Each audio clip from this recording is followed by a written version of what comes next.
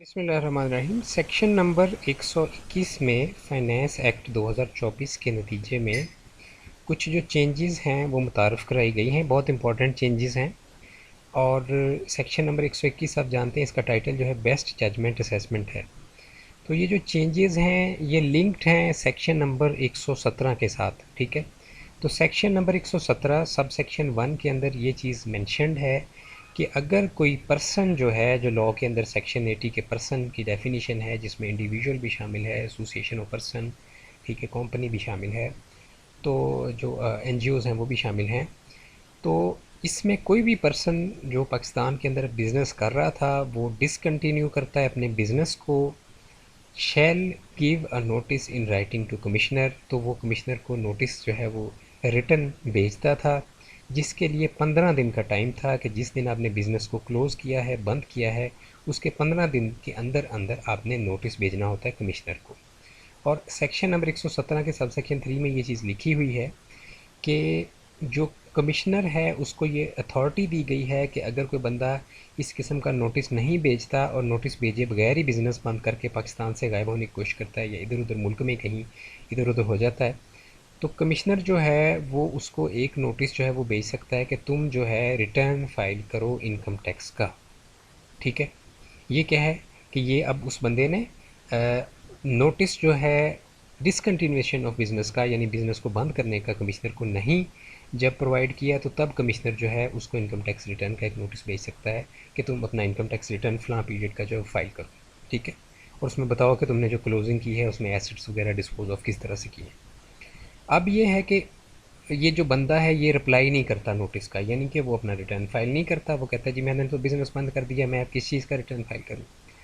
तो उस सूरत में एक नई अथॉरिटी जो है वो इनकम टैक्स कमिश्नर को दी गई है, in order to streamline the mechanism of assessment in cases where person fails to file return in response to notice under sub section 3 of section 117।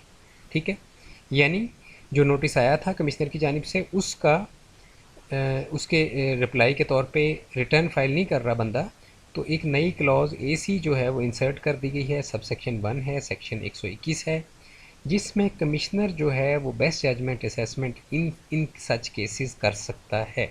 ठीक है, यानी कि कमिश्नर को ये अथॉरिटी दे दी गई है कि अगर इस किस्म का कोई सिनेरियो होगा कि कोई बंदा फिर नोटिस के बाद रिटर्न फाइल नहीं कर रहा, डिसकंटिन्यूएशन ऑफ बिज़नेस के बाद बेसिकली, तो उसकी बेस्ट जजमेंट असेसमेंट कर दी जाएगी कमिश्नर की जानिब से। यानी क्या होता है बेस्ट जजमेंट असेसमेंट में कि कमिश्नर जो है वो खुद से बता देगा कि भाई तुमने जब बिज़नेस क्लोज़ किया तुम्हारी इतने अरसे की इतनी इनकम थी और उस इनकम के ऊपर इतना टैक्स बनता था, इतने तुमने अपने एसेट्स डिस्पोज किए, उनके ऊपर इस प्राइस पे तुमने एसेट्स डिस्पोज किए, हर चीज़ का मामला जो है वो FBR क्लियर करके, तो जहाँ पे आपका जेनवन टैक्स जो है वो आपने 10 लाख या 20 लाख अदा करना है, वहाँ पे आपको FBR जो है वो हो सकता है, मैं हो सकता का वर्ड इस्तेमाल कर रहा हूँ, कि आपको करोड़ रुपया टैक्स बना के भेज दे। तो इसलिए ये चीज़ नहीं करनी। ठीक है, जो भी आपके जो भी बिज़नेस पर्सनस हैं वो अब उनके लिए कंपलसरी है कि वो इस चीज़ को फॉलो करें। ठीक है, यानी कि अगर उनको डिसकंटिन्यूएशन करते हैं तो पहले कमिश्नर इनकम टैक्स को बताएं, और दूसरा क्या है कि फिर वो इनकम टैक्स रिटर्न उस पीरियड का फाइल करें विद इन टाइम। अच्छा, अब इसमें जो ये सब सेक्शन 1 ने इंट्रोड्यूस नया करवाया गया है, इसके तहत यहाँ पे इस पैरे में इन्होंने एक्सप्लेन किया हुआ है कि बेस्ट जजमेंट असेसमेंट जो है वो किस बेस पे की जाएगी। तो सेक्टोरियल जो है, सेक्टोरल सॉरी बेंचमार्क रेशोज़ जो हैं वो FBR के पास होती हैं। ठीक है, सेक्टोरल बेंचमार्क रेशोज़ ये क्या होती हैं? ये जनाब सेक्शन नंबर 177 है, जिसके अंदर ये चीज़ जो है वो डिफ़ाइन की गई है। मैं आपके साथ शेयर करता हूँ, वहाँ से आपको पता चल जाएगा। तो ये है जी सेक्टोरल बेंचमार्क रेशो। सेक्टोरल से क्या मुराद है कि पर्टिकुलर सेक्टर जो है, जैसे जो है कोई वीविंग का है, या कोई जो है कोई कपड़ा बुनने का है, डाइंग का है, तो ये मुख्तलिफ सेक्टर्स हैं, बिज़नेस के सेक्टर्स हैं। ठीक है, यानी डाइंग क्या होता है, रंगाई का जो मिलें काम करती हैं, और वीविंग ठीक है बुनने का काम करती हैं। तो इस तरह मुख्तलिफ जो सेक्टर्स हैं हमारी इंडस्ट्री के वो वहाँ पे डिफाइंड हैं। ठीक है, तो वो अगर कोई केमिकल बना रहा है तो वो अलग सेक्टर है, तो उसके बेंचमार्क रेशोज़ होती हैं FBR के पास। वो क्या होती हैं?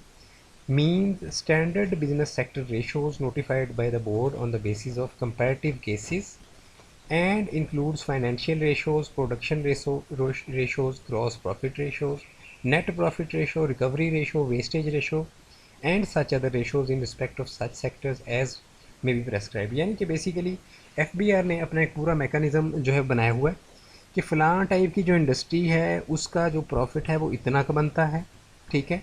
प्रोडक्शन उसकी इतनी की होती है, अगर इतनी की मशीनरी होगी तो इतनी प्रोडक्शन होगी, इतनी मशीनरी होगी तो इतनी प्रोडक्शन होगी। ये सब कुछ बैकएंड पे एफबीआर की कैलकुलेशन में है, ठीक है। ग्रॉस प्रॉफिट रेशो, कितना ग्रॉस प्रॉफिट होता है, नेट प्रॉफिट कितना होता है, यहाँ पे नॉट लिखा गया बट ये नेट प्रॉफिट रेशो है, ठीक है।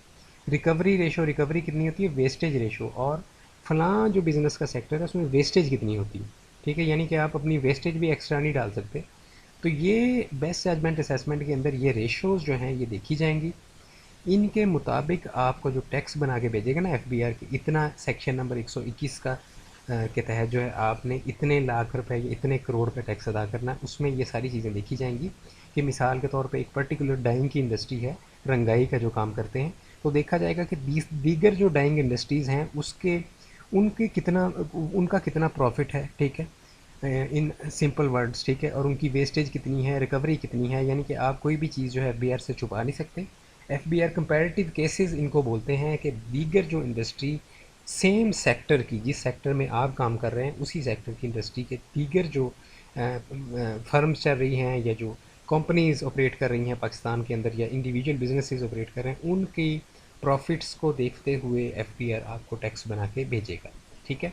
तो फिर आप उसके अगेंस्ट जो है अपील करेंगे और बड़ा आपके लिए प्रॉब्लम होगा। इसलिए बेहतर है कि जो भी अशखास जो बिज़नेस अपने बंद कर रहे हैं फौरी तौर पर अपना रिटर्न फाइल करें और 15 दिन के अंदर अंदर कमिश्नर को मुतला करना ज़रूरी है। अगर आप कमिश्नर को इन्फॉर्मेशन नहीं देते बिज़नेस की क्लोज़ होने की, तो ये सारा मामला जो है ये खड़ा होगा, ठीक है। तो इस मामले को आपने जो है इससे पहले कि ये मामला जो है खड़ा हो, आपने पहले ही इसके जो है जो नोटिस है वो लाजमी तौर पे भेजना है, और नोटिस भेजने के साथ रिटर्न भी अपना फाइल करना है, ठीक है जी।